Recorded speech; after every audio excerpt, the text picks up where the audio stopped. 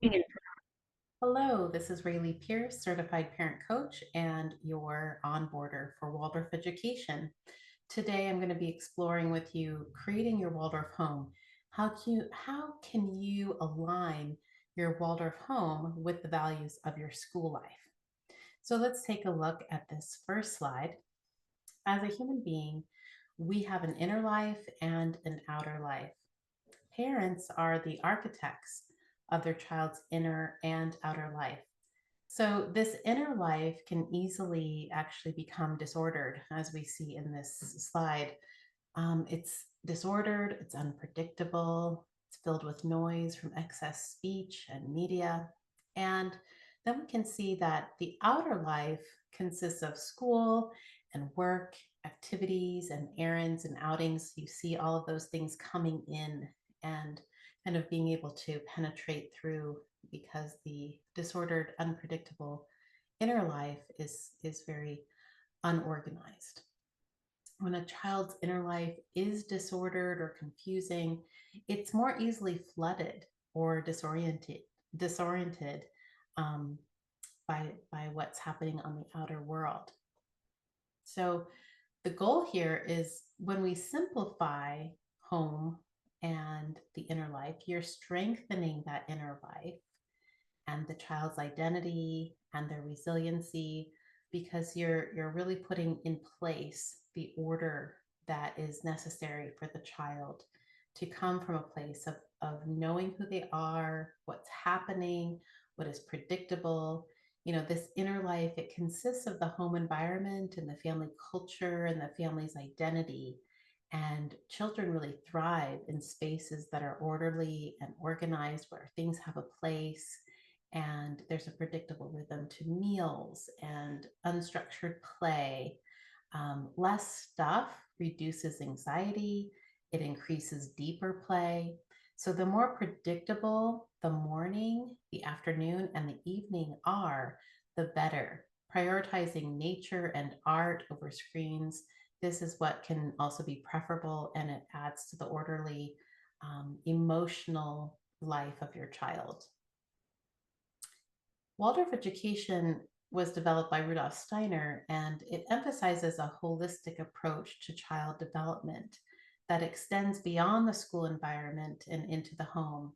While Waldorf home life practices can vary, they generally encompass these following principles. So, one principle that we see as the leg of the family culture. So if we look at this star and think of it as kind of like a human with a head at the top point and the two arms reaching out to the world, and then these two bottom points being the legs of the family.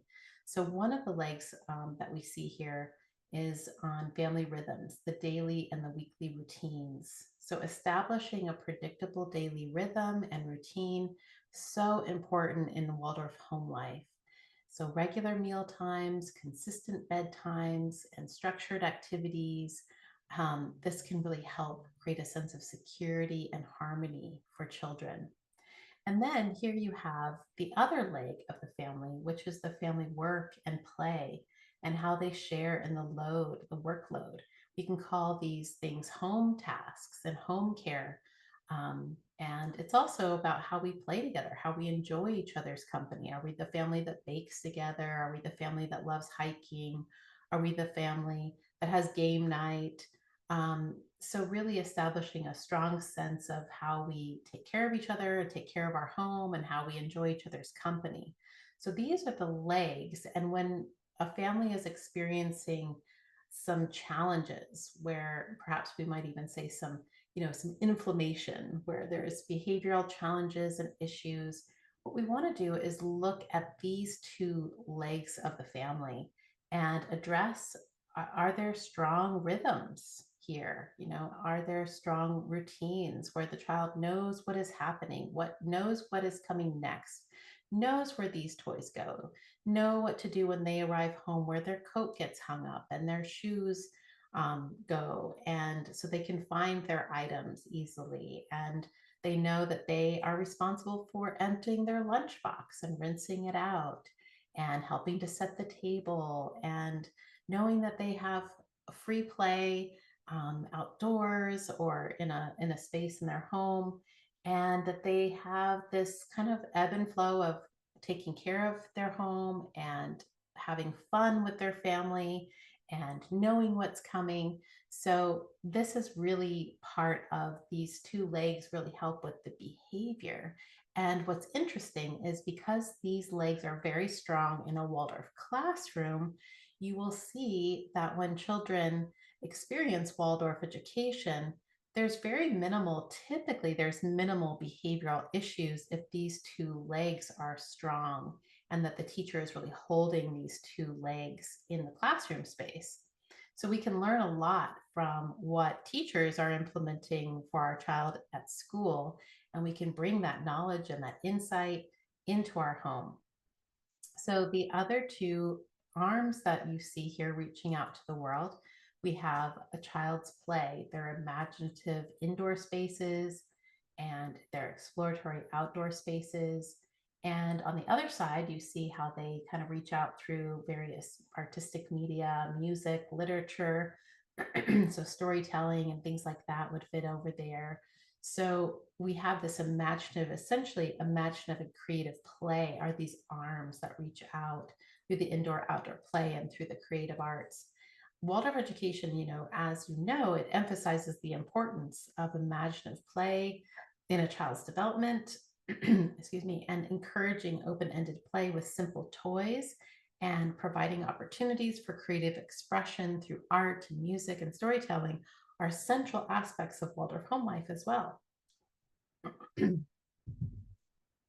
So, in addition to kind of thinking how our child is reaching out to the world through their play and through their connection to the arts, we want to think about limiting media exposure.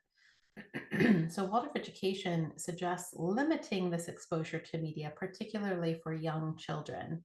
And that's because how they experience the world. Remember, they're in their body when they're young children, and they're taking the world through their senses.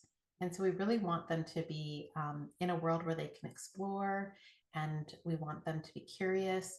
And when they have too much media, they actually get a lot of formed imagery, and that can really affect how they play with other children because they end up imitating what they see on screen rather than that coming out of their own organic sense of play. So we would be wanting to minimize screen time and just focus and foster real world experiences and face to face interactions and engagement with the natural world.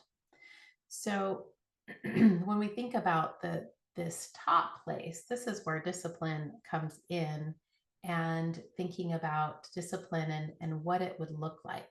And we want to reframe the idea that children are bad or even disobedient. Children are actually, when they're acting outside of themselves, we can think about that as they are disoriented. And that means that if they're disoriented, then that really gives us a clue on what our job is. As parents and teachers, we're to orient them. We orient them by being predictable, showing them what's to be done through repetition and the routine and the rhythm that really starts to live in their body and helps them through the day and to know what to expect.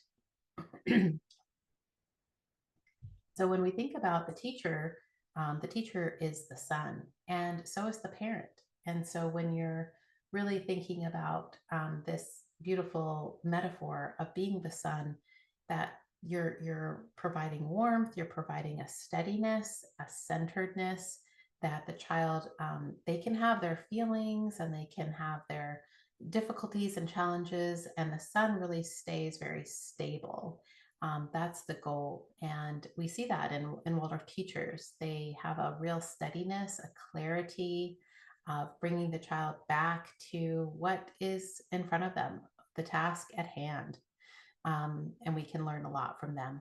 There's a real respect for childhood in Waldorf education. It emphasizes the recognition and the preservation of childhood as a unique and sacred phase of life, and that this involves allowing children ample time for playing and honoring their individual pace of development, not trying to rush them. And things like screen time and too many outside activities um, can really kind of rush that along or expose them to a pace that may be misaligned with childhood. We want to provide a nurturing, of course, loving environment that respects their emotional needs.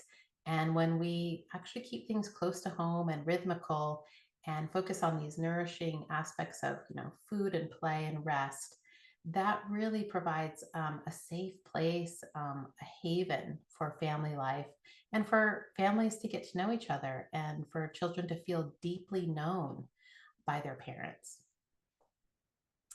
So here we are looking at simplifying parenting and home life. These are the areas that we're looking at when we're talking about simplifying and focusing on aligning your home. So thinking about the environment, keeping it very simple and tidy and organized and as natural as possible.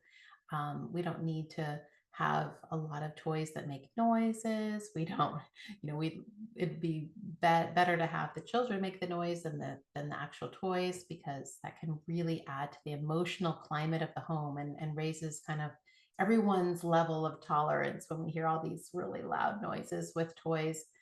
And of course, creating these rhythms and these rituals that help us get through the day.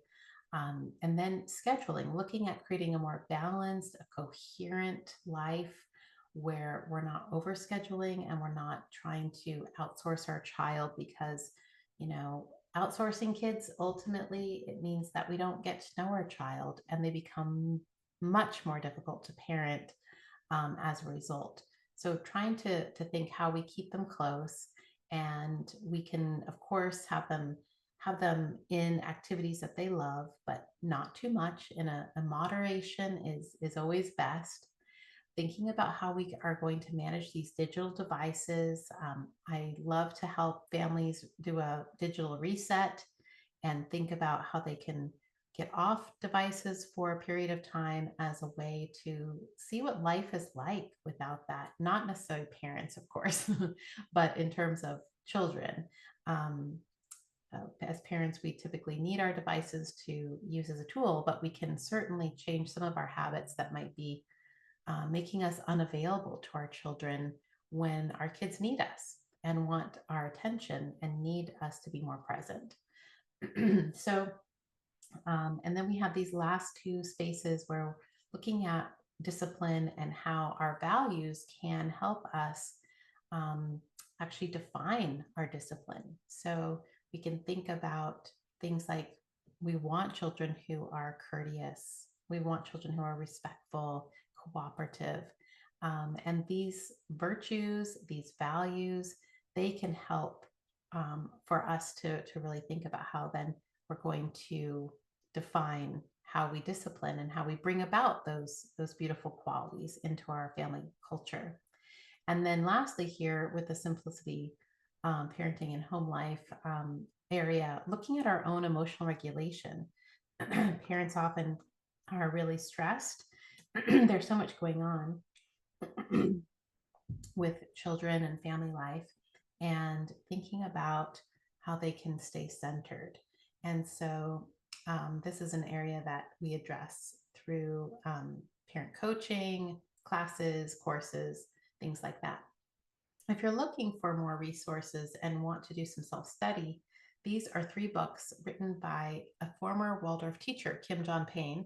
I am a certified family life coach with Simplicity Parenting, and I have courses and do coaching around these 3 topics. So we have Simplicity Parenting, where you learn to simplify these areas in your home. And then the Soul of Discipline, which really allows for you to understand how your child, what the role you need to play depending on your child's age and capacity. So how to be a governor parent in the first 9 years versus a gardener parent in the tween years, and then a guide for your teen. Very beautiful book and helpful.